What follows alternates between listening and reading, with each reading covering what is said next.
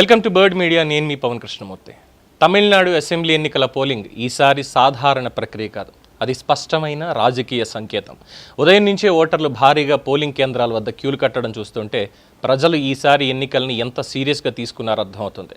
ఉదయం 11 గంటలకే 37.57% పోలింగ్ నమోదవ్వడం అంటే ఇది సాధారణమైనటువంటి ట్రెండ్ కాదు. ఇది ఒక పెద్ద మార్పుకి, భారీ మార్పుకి ముందస్తు హెచ్చరిక. గత ఎన్నికల గణాంకాలు ఒక్కసారి చూసినట్టయితే 2021లో 73.63%, 2016లో 74.26%, 2011లో 78.12%. కానీ ఈసారి ఆ రికార్డులు కేవలం సంఖ్యలు మాత్రమే అయ్యే అవకాశం కనిపిస్తోంది. ఇదే వేగం కొనసాగితే ఈసారి 80% దాటే పోలింగ్ ఖాయం. తమిళనాడు ఓటరు ఈసారి నిశ్శబ్దంగా ఉండడానికి రాలేదు, నిర్ణయం తీసుకోవడానికే వచ్చాడు. ఇప్పుడు వస్తున్నటువంటి అసలు ప్రశ్న, మరి ఈ భారీ పోలింగ్ వల్ల ఎవరికి లాభం? ఒక వర్గం చెప్తోంది ఇది స్పష్టమైన యాంటీ ఇన్కంబెన్సీ వేవ్, ప్రజలు అసంతృప్తితో బయటకు వచ్చారు అని. మరొక వర్గం వాదన సంక్షేమ పథకాలు, ముఖ్యంగా మహిళల ఓటింగ్ పెరగడం వల్లే ఈ రికార్డు స్థాయి టర్నౌట్ వచ్చింది అని. అధికార పార్టీ డిఎంకే కూటమి దీన్ని తమ విజయ సూచికగా చూపిస్తూ ఉంటే, ప్రతిపక్షం ఏఐడిఎంకే బీజేపీ కూటమి మాత్రం మార్పు కోసం జనం బయటికి వచ్చారు అని గట్టిగా నమ్ముతోంది. అంటే అదే డేటాని వాళ్ళిద్దరూ కూడా తమకి అనుకూలంగా అర్థం చేసుకుంటున్నారు. ఈసారి గేమ్లో కీలకమైనటువంటి ట్విస్ట్, నటుడు విజయ్ నేతృత్వంలోని టీవీకే పార్టీ ఎంట్రీ. యువ ఓటర్లని భారీగా ఆకర్షిస్తున్నటువంటి ఈ ఫ్యాక్టర్ సాంప్రదాయ ఓటు బ్యాంకులని కదిలించేటువంటి అవకాశం ఉంది. ఎవరికి నష్టం, ఎవరికి లాభం? ఇదే అసలు సస్పెన్స్. చెన్నై, కోయంబత్తూర్ ఇలాంటి పట్టణాల్లో కూడా భారీ పోలింగ్. సాధారణంగా ఇక్కడ ఓటింగ్ శాతం తక్కువగా ఉంటుంది, కానీ ఈసారి నగర ఓటర్ కూడా నాకు సంబంధం లేదు అన్న మోడ్ నుంచి బయటకు వచ్చేశాడు. ఇది ఎన్నికల గేమ్ని పూర్తిగా మార్చేటువంటి ఫ్యాక్టర్. సింపుల్గా చెప్పాలంటే ఈ పోలింగ్ ఒక తీర్పు, కానీ ఆ తీర్పు ఎవరి మీద పడుతుందో మాత్రం మే 4 వరకు ఎవరికి స్పష్టంగా తెలియదు.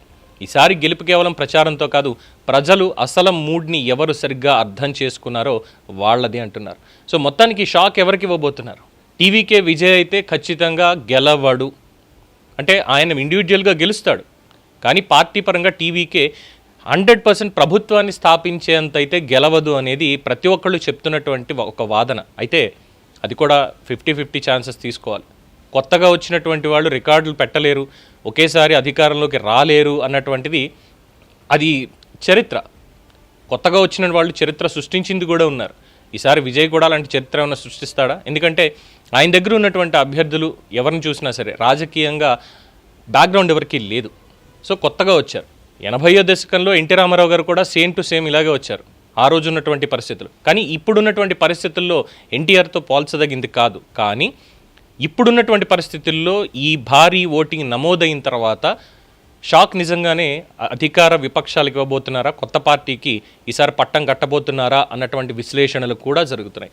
At the same time Stalin సర్కార్ మీద ఉన్నటువంటి వ్యతిరేకత, ముఖ్యంగా తమిళనాడు సెంటిమెంట్ అనేది స్టాలిన్ సరిగా వాడుకోలేదా అన్నది చాలామంది అభిప్రాయం. కేవలం సంక్షేమ పథకాల చుట్టూనే తిరుగుతున్నారు, ఫ్రీ బీస్కి మాత్రమే ఎవరికి వాళ్ళు ఇచ్చేస్తున్నారు అనేటువంటిది ఒకటైతే, చాప కింద నీరుల ఒక భావజాలం అయితే మాత్రం సమాజంలో ఎక్కువ అవుతోంది. దాన్ని కూడా ఎవరు అడ్డుకోవడం లేదు అన్నది అక్కడ తమిళనాడు ఓటర్ల ఆలోచన. అట్ ద సేమ్ టైం ఈ హిందీ ఇంపోజిషన్ అనో ఇంకోటనో ఇప్పటి వరకు రాజకీయం చేశారు, అది కూడా ఈసారి చెల్లదు అనేటువంటిది అయిపోయింది.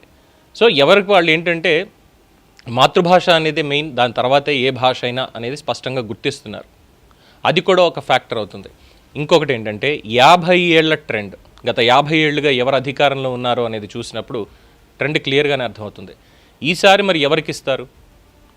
విజయ్కా, మళ్ళీ ఏఐడిఎంకే బీజేపీ కూటమికా, లేదు మళ్ళీ స్టాలిన్కా? ప్రజలు మాత్రం ఫిక్స్ అయిపోయారు, ప్రతి ఒక్కళ్ళు కూడా ఓటు వేసి తీరాల్సిందే అని. 80% కనుక దాటింది అంటే ఖచ్చితంగా 3 పార్టీలకి టెన్షనే. ఎవరు గెలుస్తారు ఏంటనేది తెలియదు, కానీ ప్రజలు డిసైడ్ అయిపోయారు ఎవరిని గెలిపించుకోవాలి అనేది చాలా సైలెంట్గా వాళ్ళకి తెలుసు. అది మాత్రం ఇక మే 4వ తేదీనే బయటపడాలి. చూద్దాం సాయంత్రానికి 80 ఉంటుందా, 80% దాటి ఇంకా పైకి వెళ్తుందా అనేది. ఇది తమిళనాడు ఎలక్షన్స్కి సంబంధించినటువంటి ఒక small update. More updates keep watching the bird media.